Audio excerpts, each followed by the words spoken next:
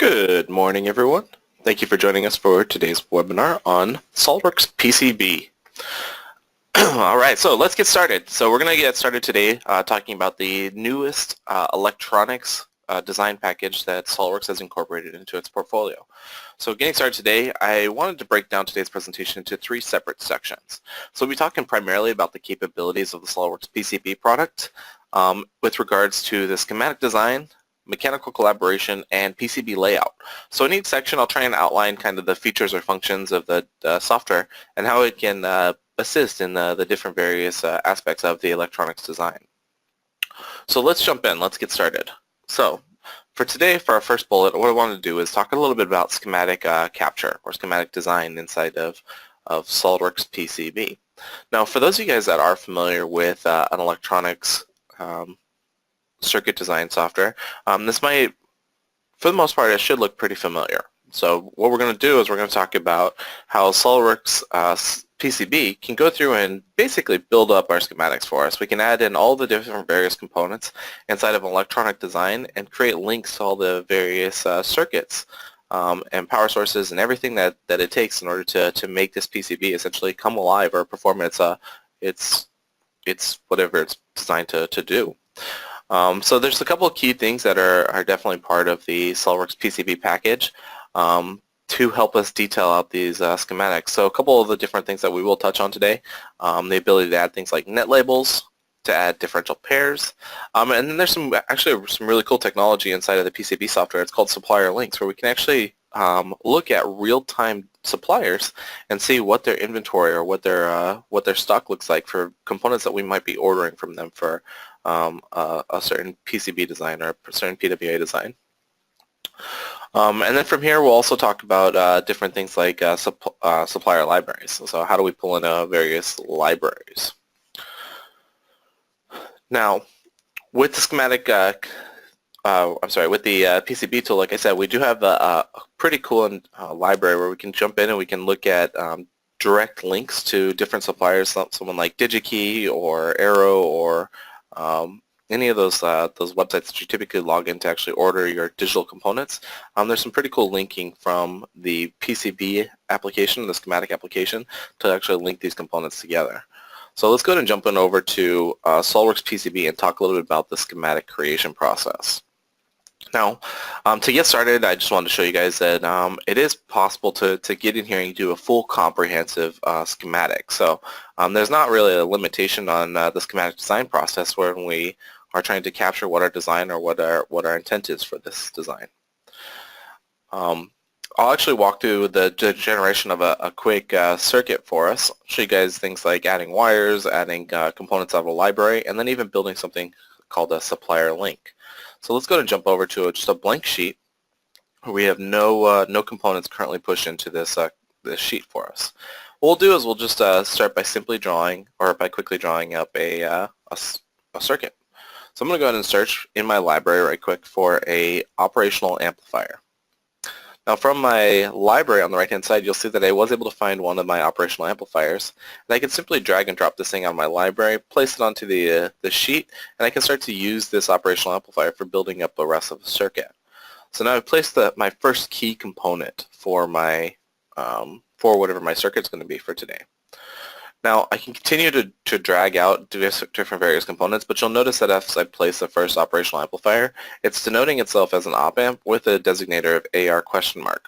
So the software is intelligent enough to know that I'm putting everything in here, and it doesn't necessarily have all the details required in order to add this thing to a bill of materials. So it's going to display this information for me on the sheet.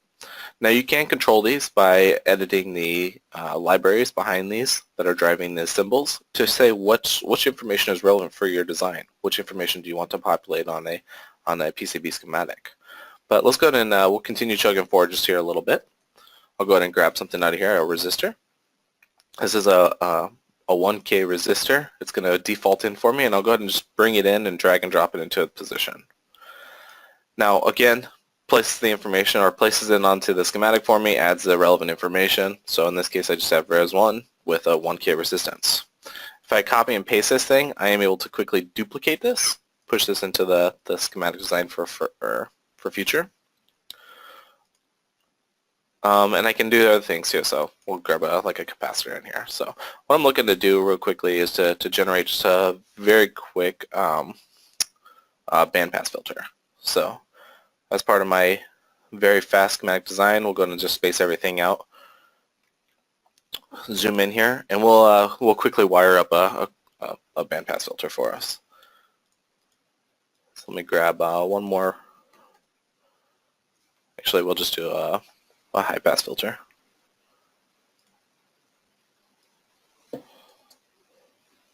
Hitting my spacebar, I'll knock this thing over to the side. Alright, so I have my critical components in here for my high pass filter in here. So now I can actually start to wire these things all together. So pretty simple process for wiring. It's just a point-to-point connection, right? I've drawn a connection from my first resistor up here to my number 2 pin on my op amp. I'll do the same thing from my capacitor to my resistor. Then we'll go up here to my number 3 pin out on my op amp. And then the same thing, we'll just kind of finish connecting each of the different schematic pieces. Connect this resistor to my output over here. Give ourselves a little test node.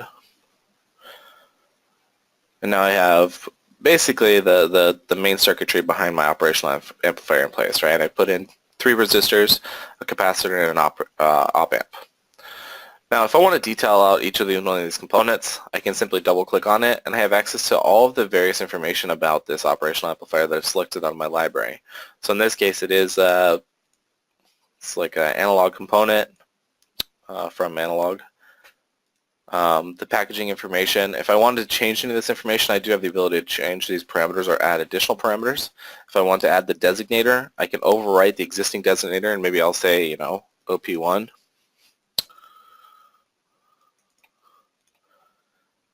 And I can do the same thing for the rest of these. So go through and change the resistances, change the values. Now, SOLIDWORKS PCB does have some automated tools where I can go in and actually look at all of the designators that are in this project and have the software overwrite those or change those into something that's a little bit more relevant to my design.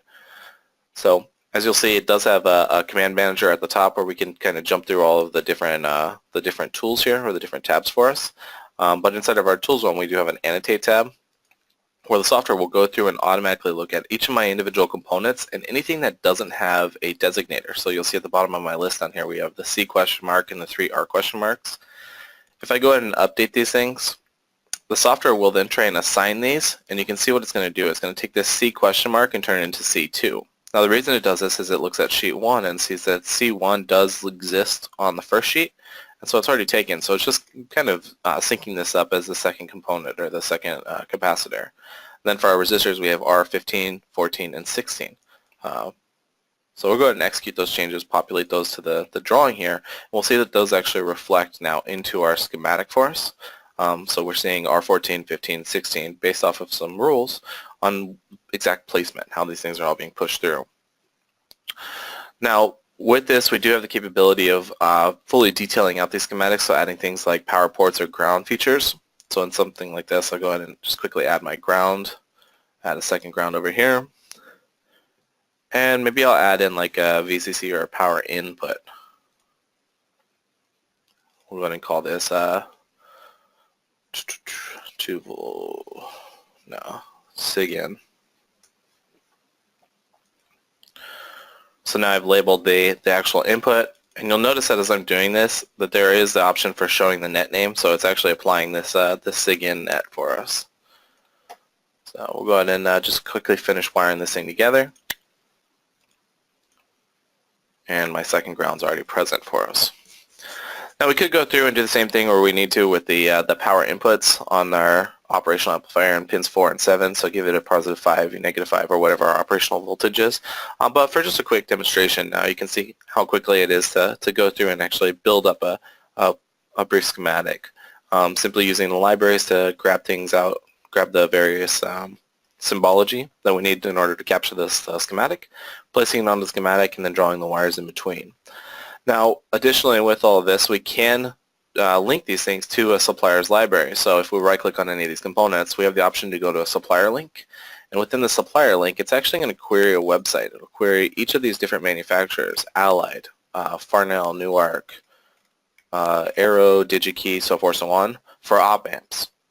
And so what it'll allow us to do is we can actually steer through these or navigate through the various options and select operational amplifiers that are of value to us or that we might use for this component. So in here I have this 8-pin op amp from Newark, and I can see the total unit price here is actually 23 cents per unit.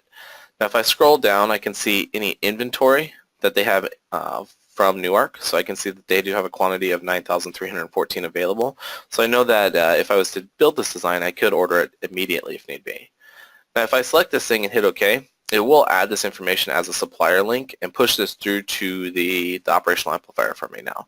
So now I have this part number that's related to this schematic symbol down here for us. So it's kind of just linking these things back together so I can see exactly what I have available, who the manufacturer is, and kind of just gives me that little bit of order processing for it. Now additionally, every one of these nets is pre-labeled with some predefined value. If we want to overwrite those, there's the option for creating net labels, just placing the net label and then overwriting these net label values. So double click and say this is net label for, we'll just call it like A3. Oops.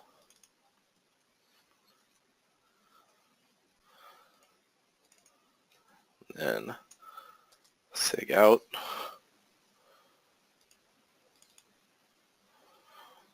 I don't really need this one, so we'll kill that.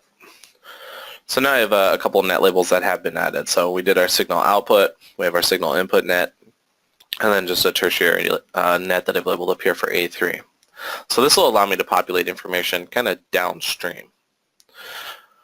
Now we can, of course, like I said, make this thing a little bit more complicated or a little bit more detailed as we go through and fully detail out the schematic, get everything pushed into its appropriate positions, and even do things like highlighting. So you can see as we go through and add bolded colors or bolded wires to kind of detail out exactly what's happening with each of these inputs and outputs. Additionally, we can come in and just strictly use things like net labels. So as we're doing the inputs on an IC, just labeling out the nets and the differential pairs in here will take care of this for us. Keep the references back and forth on it.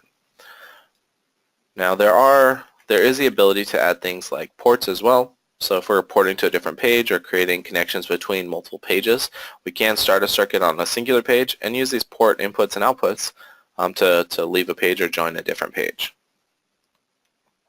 And do things like sheet entry. So that's some pretty cool functionality as far as what the PCB schematic tool is capable of. So let's move forward. Let's talk a little bit more about the capabilities of the SOLIDWORKS PCB tool. Now, you'll notice that we are taking just a little bit of a sidestep, right? So now we're going to start talking about mechanical collaboration. Now, why is mechanical collaboration important for something like SOLIDWORKS PCB? Now, traditionally with PCB design, what happens is you're communicating between two separate engineers, right? We're communicating between an electronics design engineer and a mechanical engineer. The mechanical engineer is typically going to be providing things like footprints and locations for key connector points or mounting block or mounting locations. Now this can be a little bit problematic when we're talking about this in the mechanical sense, right? Because typically what's happening is we're trying to share back and forth drawings or 2D captures of the mechanical intent of what the board shape needs to be, where the mounting locations need to be shared at. And we're doing this all through a DXF drawing or even just a generic SOLIDWORKS drawing that then has to be recaptured inside of the PCB design utility. So there's a little bit of a different workflow process that can be taken into account with something like SOLIDWORKS PCB. So SOLIDWORKS PCB actually does have a built-in mechanical collaboration tool, which allows the SOLIDWORKS user and the PCB electronics design user to push and pull the PCB layout back and forth. So the reason I'm starting here instead of going directly into the PCB layout inside of SOLIDWORKS PCB is for something like a board shape, right? Traditionally, if I have something like a board shape, I'm being given that information from a mechanical designer. Now, with SOLIDWORKS PCB, we can take a little bit of a different route. And what we can do is we can actually communicate that board shape from SOLIDWORKS using the actual mechanical model or using some details about the outline sketch.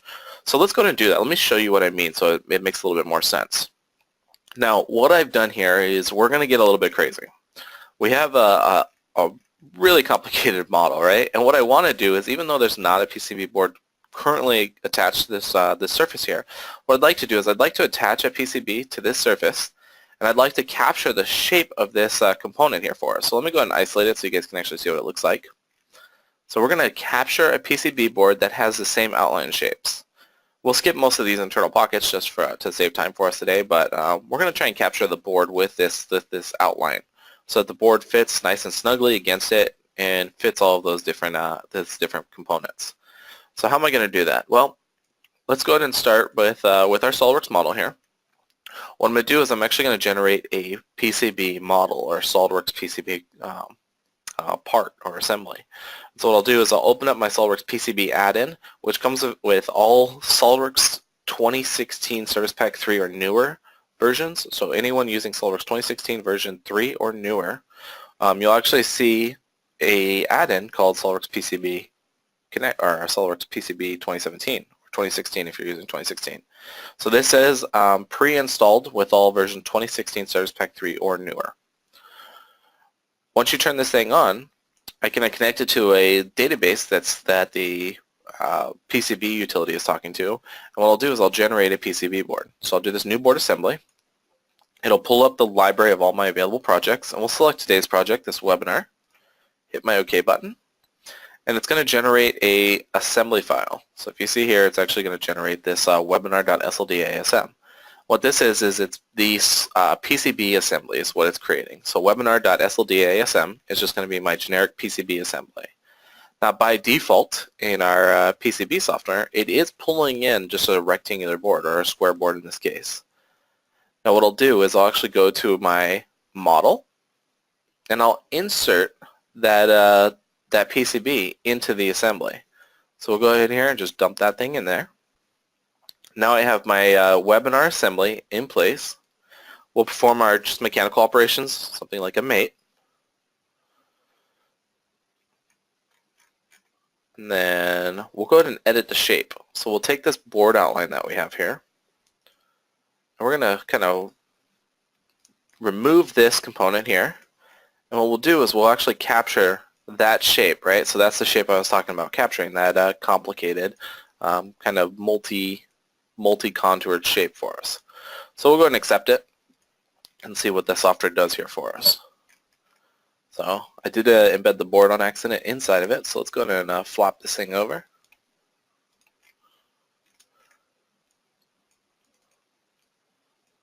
So now my board is present for us, so we have our PCB board on top of the mechanical model.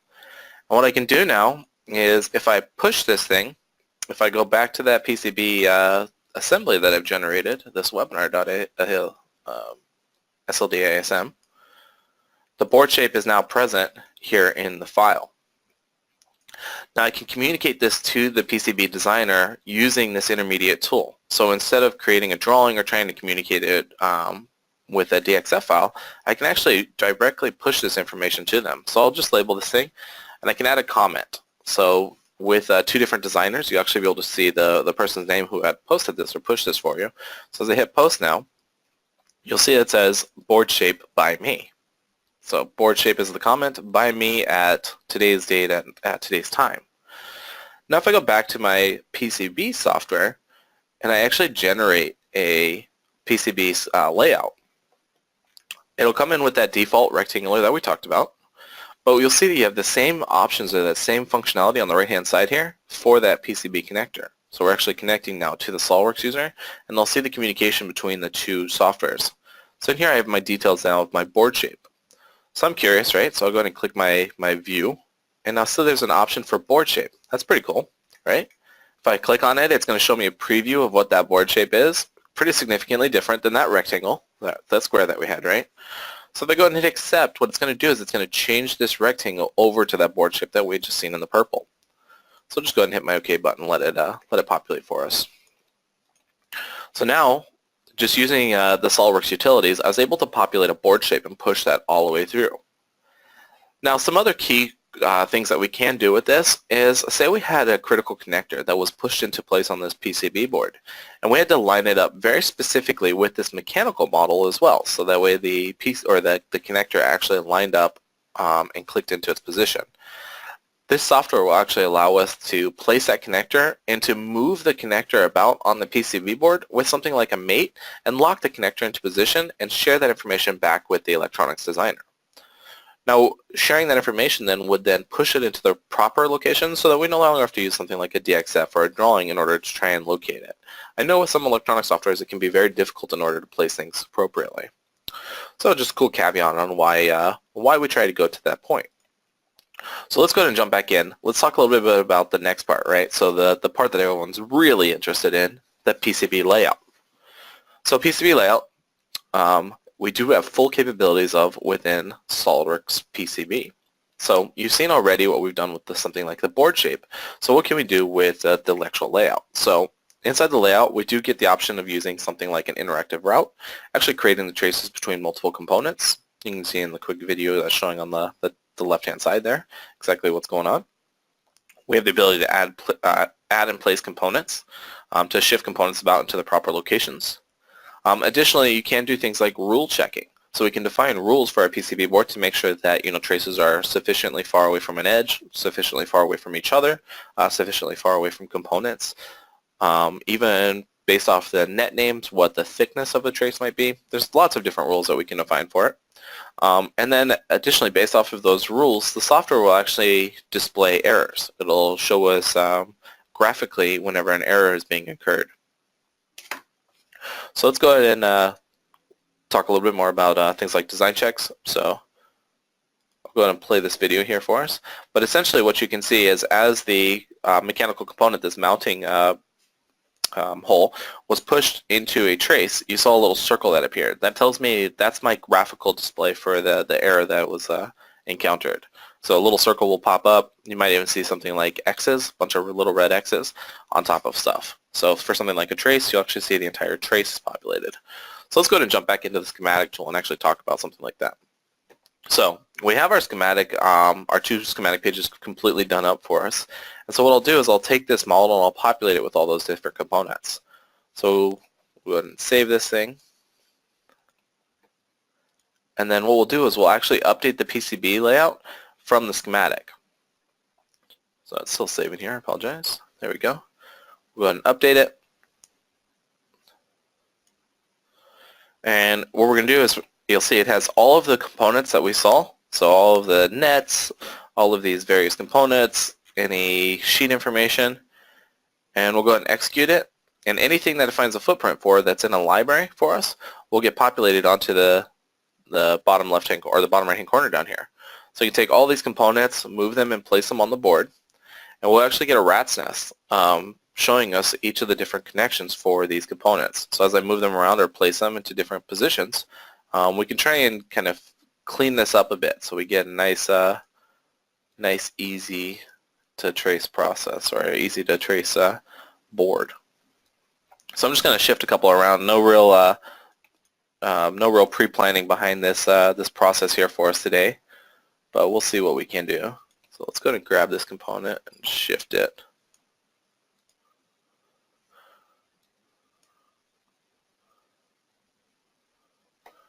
And then what we'll do is we'll just kind of start creating different routes. So using my rat's nest, I can create a route between, say, this component here, and I know that it's supposed to be connected way up here. So we'll go ahead and connect that.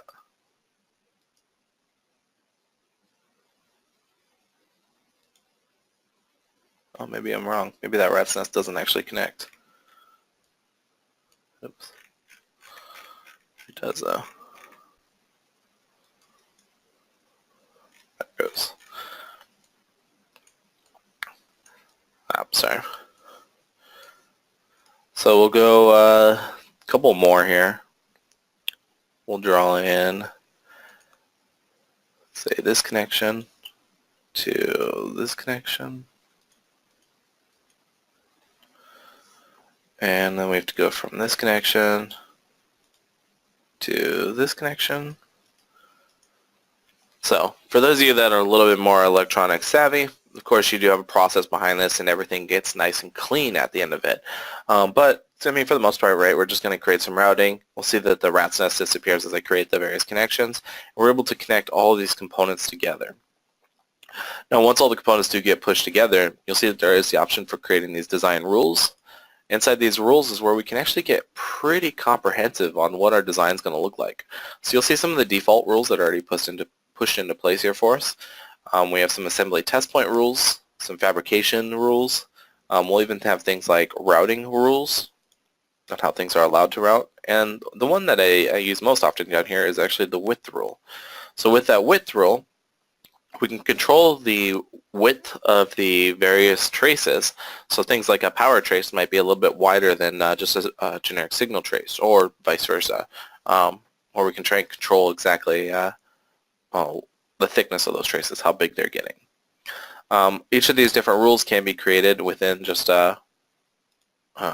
within this interface in here. So if we want to add an additional width rule, let's go do a new rule. We can create any of these rules based off of things like nets. So if we selected our signal out net that we had in there, oh, I didn't have a signal out connected to anything. So we'll do our signal in net, and we can actually change it. So we'll change this thing from like a 10 mil to a 15 mil.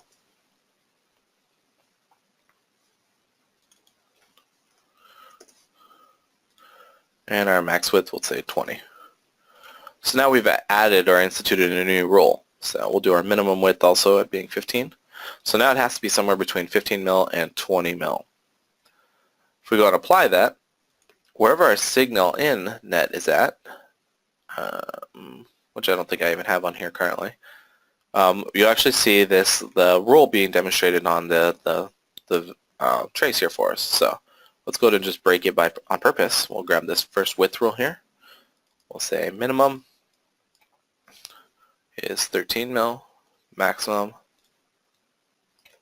13 mil, and preferred width 13 mil also.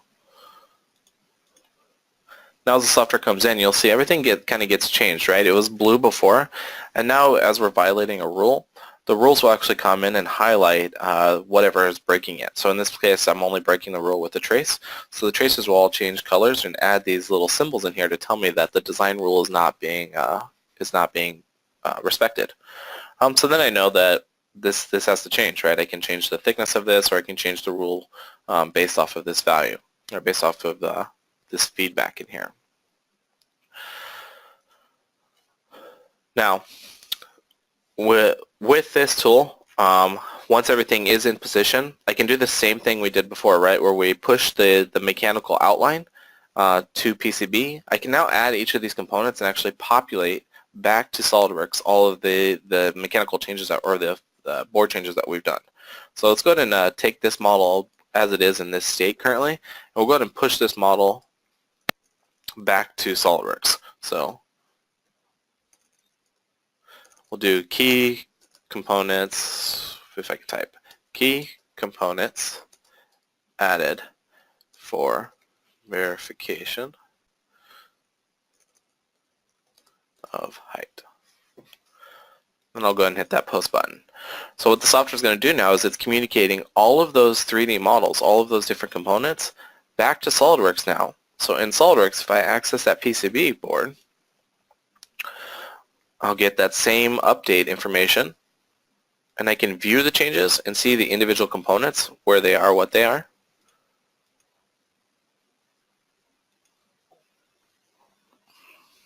I'll go ahead and just accept all of them here for us once it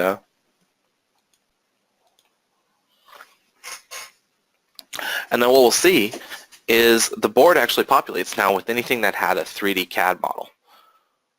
So right now it's actually applying those things. It's pushing them into their appropriate locations and building any 3D CAD models for us.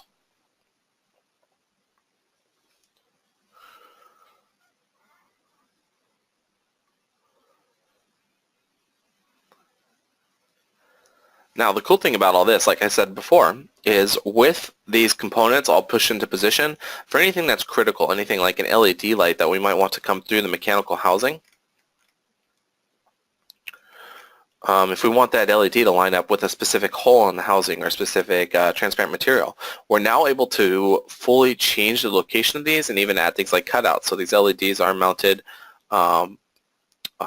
horizontally with the board. So they are interpenetrating the board currently. We can see that they actually move through the board. So we can generate the whole cutout space off this, or we'll go ahead and grab this currently. I'm going to just view it from this top plane here. So we're looking in a 2D view. We'll go ahead and float this LED, push it into a relevant position. Do the same thing for this one here. We can use things like mates in order to lock these things down into their positions. So we'll grab this edge and this edge. I don't really have a line there to lock them on, so I guess I won't do that then.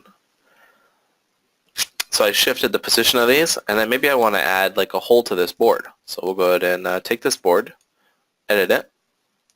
We'll generate a sketch, and then in the position where these LEDs are, we'll go ahead and chop out a nice big hole.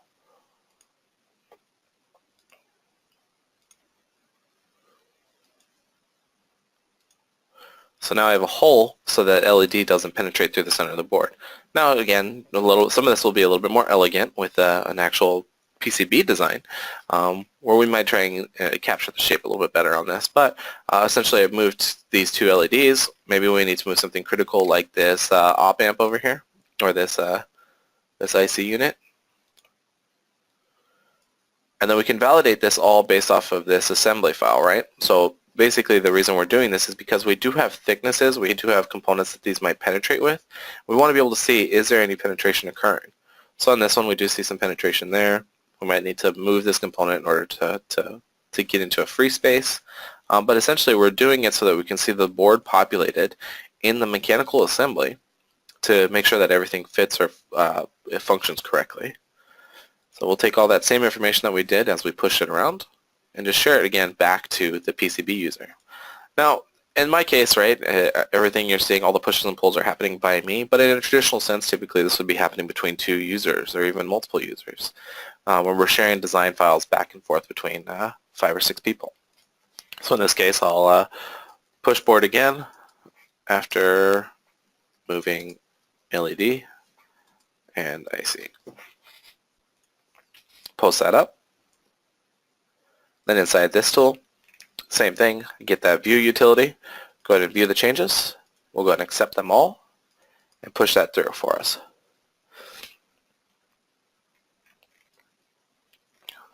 So now we get the hole gets pushed in, and all of the LED now positions have changed. So we have our extrude cut hole pushed into its position, plus the LEDs are now in their new location, as well as that IC unit that we had pushed as well. So there's some pretty cool functionality as far as what we can accomplish with the SOLIDWORKS PCB utility in capturing designs and collaborating with other users. So with that, I do want to thank each of you for attending today's webinar, where we did cover the schematic design process, mechanical collaboration, and PCB layout of SOLIDWORKS PCB. If you guys have questions, please feel free to stick around, ask your questions inside the GoToWebinar interface that should be on the right-hand side of your screen. Otherwise, I want to thank each of you for attending. Please feel free to contact us if you have any further questions as well. Thank you, guys.